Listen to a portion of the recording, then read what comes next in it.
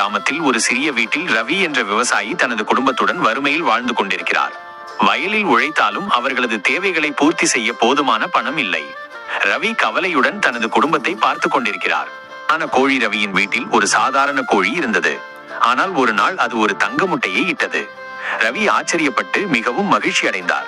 ரவி தினமும் தங்க முட்டையை விற்று பணம் சம்பாதிக்கிறார். அவரது குடும்பம் மகிழ்ச்சியாக வாழத் தொடங்குகிறது. வீடு, உணவு, உடை எல்லாம் மேம்படுகிறது. ரவி கோழியை காதலுடன் பார்த்துக் கொள்கிறார். ஒரு நாள் இரவு ரவி படுக்கையில் யோசிக்கிறான். கோழிக்குள் நிறைய தங்கம் இருக்கும். நான் தினமும் ஒரு முட்டை மட்டுமே எடுக்க வேண்டுமா? அவனது பேராசை அதிகமாகிறது. ரவி கோழியை பிடிக்கிறான். அவனது குடும்பம் தடுக்க முயன்றாலும் அவன் கேட்கவில்லை. கோழியை வெட்டுகிறான். அதிர்ச்சி! உள்ளே சாதாரண கோழி, தங்கம் எதுவும் இல்லை. தங்க முட்டையும் போய்விட்டது, கோழியும் இல்லாமல் போனது. ரவி கவலையால் தலை குனிகிறான்.